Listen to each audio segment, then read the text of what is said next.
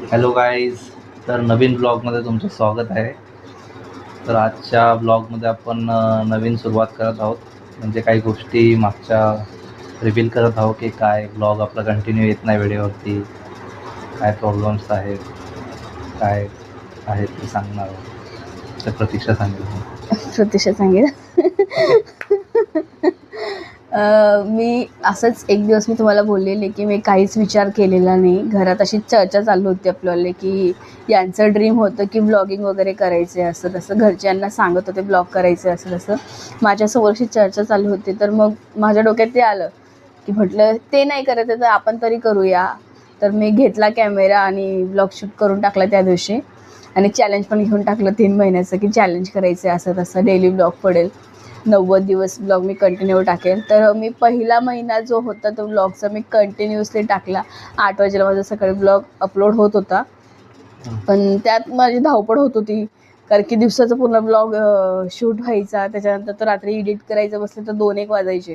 आणि सकाळी जर एडिट करायचं असेल तर 4 वाजेला उठावं लागायचं. 8 वाजेला मी पोस्ट करत होते. मग मी तो टायमिंग चेंज करून टाकला. तर त्या हिशोबाने मी करत गेले. 1 महिना एकदम व्यवस्थित झाला आणि लोकांचा पण सपोर्ट खूप चांगला भेटला मला त्यावेळेस. सेकंड मंथ जेव्हा स्टार्ट झाला तर मी सेकंड चॅलेंज परत घेतला आम्ही दोघांनी मिळून. तर ते असं होतं की वेट लॉस करायचं आहे आणि वेट लॉस करताना ज्याचं वेट लॉस होईल तो मोबाईल घेऊन देईल. म्हणजे समजा मी माझं जर वेट लॉस केलं पाहिजे तेवढं 14 ते 15 kg असं होतं माझं ठरलेलं. त्यांचं पण 15 kg वेट लॉस करायचं ठरवलं होतं. तर मी माझं करून घेतलं तर ते मला मोबाईल घेऊन देतील. आणि जर नाही केलं तर मी माझा मोबाईल घेईल असं मी चॅलेंज घेतलेला होता. कारण की माझा हा मोबाईल एवढा चालत नाही ना, हा शूट राहून त्यांच्या मोबाईलमध्ये होते.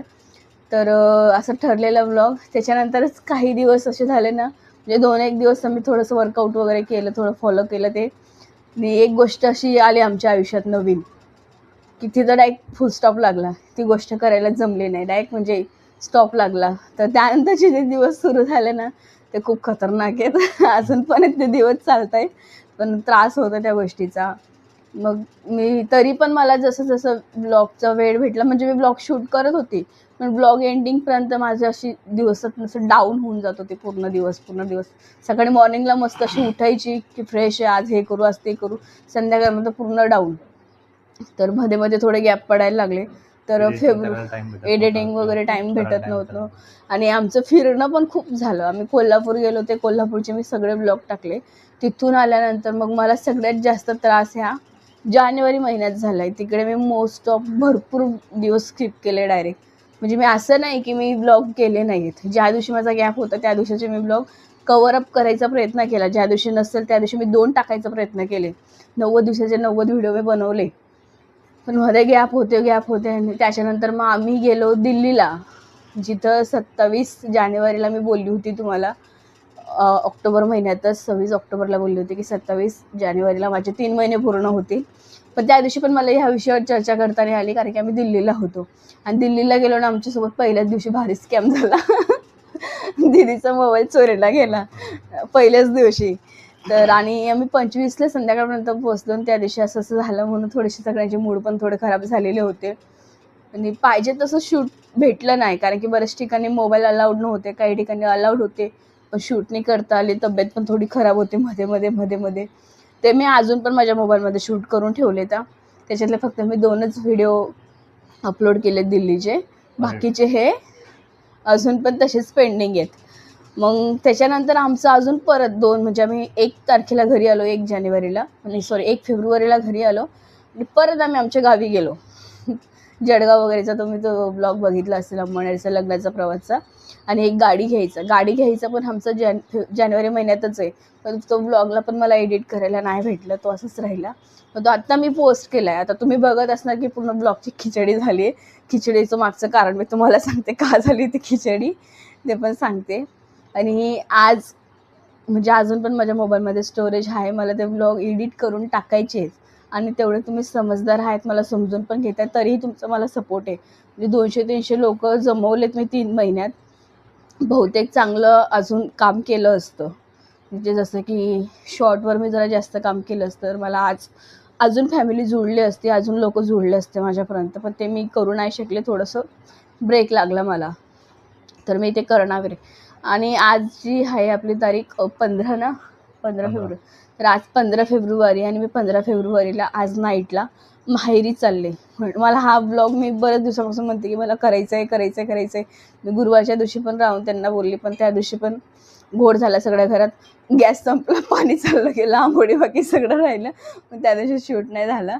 तर म्हटलं चला आज तर करून घ्यायचे. तर आता हा ब्लॉग मी संध्याकाळी 5 वाजेला शूट करते. मला जायचं 9:30 वाजेला. तर मी आजचं पण ब्लॉग बनवायला नाही घेतलं. तर तेवढी कंडिशन नाही आहे माझी ब्लॉग बनवायची. तर हे सगळं कशामुळे होतं ते सांगते. की 1 महिना तर मस्त जोशमध्ये होती. बरेच लोकांनी असं म्हटलं पण असेल की नवीन असतो तो जोश असतो, त्याच्यानंतर ते आपोआप माणूस डाऊनला जातो. आणि ही गोष्ट खरी आहे. जातो माणूस डाऊनला, पण त्याच्या मागचं कारण पण होतं माझंवालं, की माझ्यात अजून पण तसंच आहे की मला व्हिडिओ बनवायचाच आहे, मला एडिट करायचंच आहे, मला टाकायचंच आहे, मला 4000 वॉच टाईम पाहिजे, मला 1000 सबस्क्राईब पाहिजे.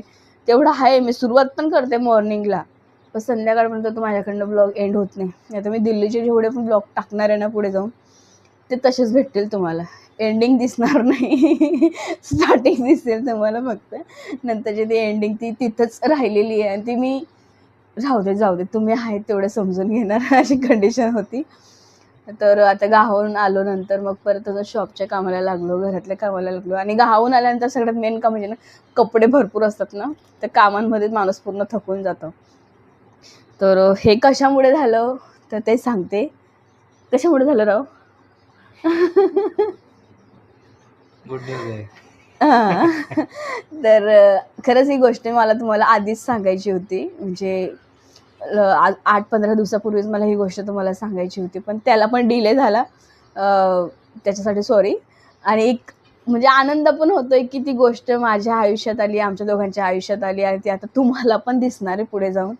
तर मी प्रेग्नेंट आहे, हे वडील होणार आहेत, मी आई होणार आहे. आनंदाची गोष्ट आहे आमच्यासाठी पण, आणि तुम्हाला पण ही गोष्टीचा आनंद मला नक्की असं वाटतं.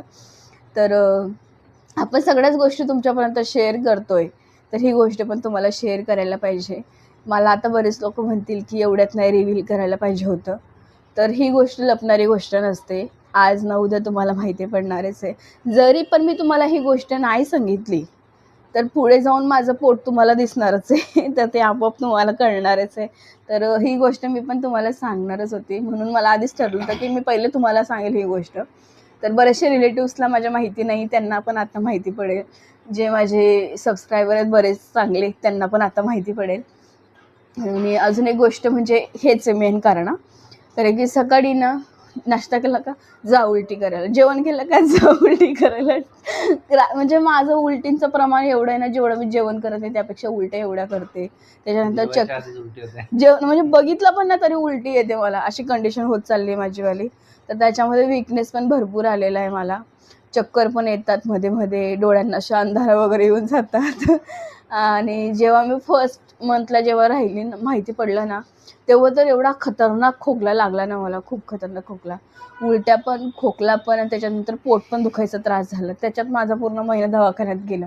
आणि आता पण अशीच कंडिशन आहे की पूर्ण डाऊन होऊन जाते डायरेक्ट संध्याकाळपर्यंत, काहीच नसतंय. असं वाटतं ना की झोपू द्या, फक्त झोपू द्या, असं होऊन जातं. पण करते तरी पण प्रयत्न, जेवढा वेळ भेटेल तेवढा वेळ. फक्त तुम्हाला आता एकच गोष्ट सांगायची आहे की इथपर्यंत तुम्ही खूप चांगला सपोर्ट केलेला आहे. इथपर्यंत तुमच्या त्या सपोर्टमुळे माझ्यात अजून पण जोश आहे की मला एवढं हँडल करायचं आहे.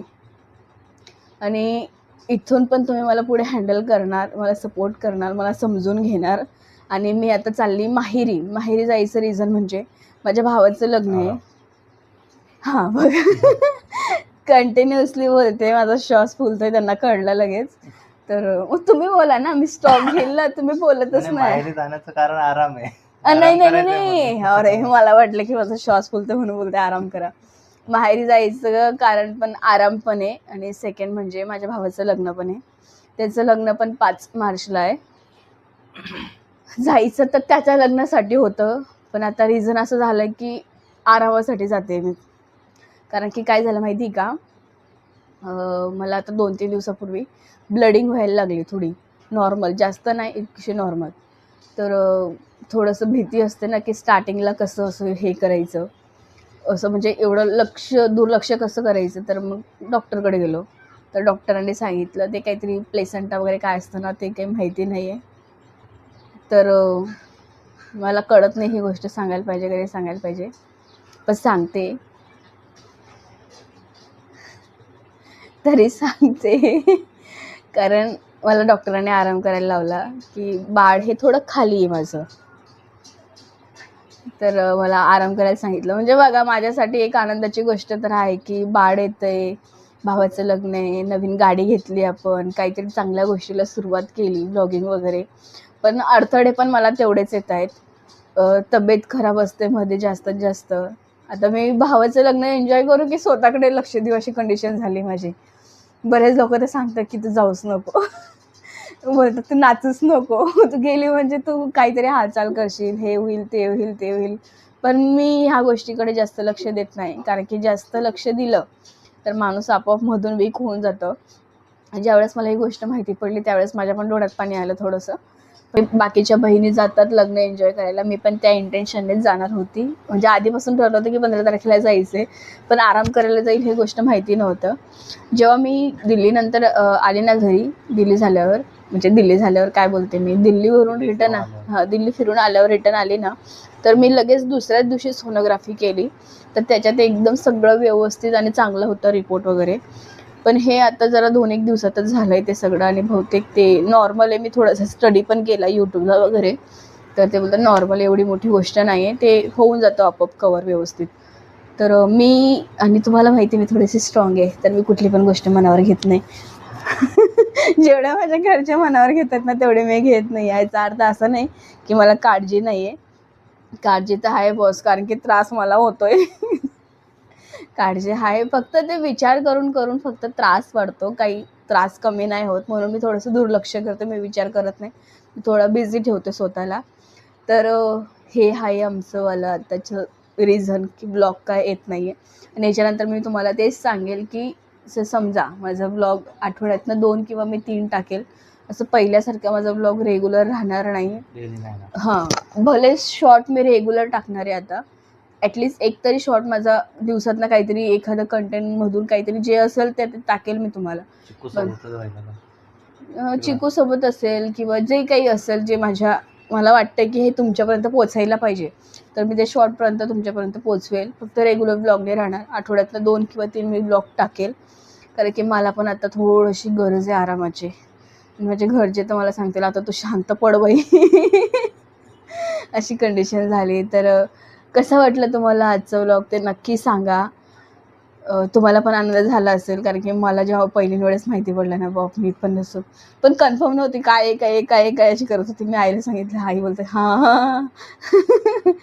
छान वाटलं सगळ्यांना खूप आनंद झाला, की बरेच लोक वाट पण बघत होते त्या गोष्टीसाठी. मस्त वाटते आता.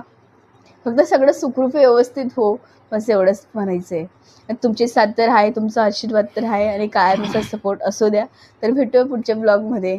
तुम्हाला काय बोलायचं आहे? बघा आता साल्याचं लग्न बघा आमच्या. हां, आता म्हणजे सख्या लहान भावाचं लग्न आहे 5 मार्चला. तर ते ब्लॉग मी तुम्हाला टाकेल थोडे जसं मला हँडल होईल तसं मी प्रयत्न करेल. तर बघा, लग्न पण बघा तुम्ही. बरेच बहिणीचं पण लग्न आहे. अरे यार, मला ही गोष्ट कळतच नाही आहे. म्हणजे आमचं जे होतं ना कोल्हापूरचं फिरायला जायचं, हे खूप 3-4 महिन्या आधीपासून ठरलेलं होतं. दिल्लीचं पण तसंच झालेलं, 3-4 महिन्या आधीपासून ठरलं होतं. त्याच्यानंतर मी प्रेग्नेंट राहिली, तरी पण ती गोष्ट मी स्किप नाही केली. तरी आम्ही ते केलं, पण म्हणजे आरामात आम्हाला, जसं कारण की आमच्या हातात होती ती गोष्ट. म्हणजे लग्नाला पण 1च वर्षी करायची होती का लोकांना सगळ्यांना लग्न? काकाच्या मुलाचं लग्न आहे 25 तारखेला, आज 10 दिवसावर. ते आहे लग्न सुरतला. माझ्या भावाचं लग्न आहे धुळ्याला. आता माझं नणंदचं पण जमलेलं आहे, त्यांची तारीख निघाली नाही आहे, पण ते चाललं आहे की काहीतरी 10 मार्च किंवा 15 मार्चच्या जवळपास विषय निघतोय त्यांचा पण. तर म्हणजे सगळ्यांना एकत्रच करायचं होतं का? ना मला नाचू देणार आहेत, ना फिरू देणार आहेत, ना एन्जॉय करू देणार आहेत. का असं का करतायत? आणि माझ्या अंगात एवढे किडेत ना, ते सगळे असे बाहेर येतील, शांत नाही बसणार मी. आणि मला लोक नाचू देणार नाही, कसं दिसेल ते चांगलं. ती गोष्टीचं मला वाईट होतंय. फक्त असं वाटतं ना की नंतर केलं असतं एखाद्याने, पुढच्या वर्षी केलं असतं, मी दिलं असतं बाळ यांच्याकडे सांभाळायला.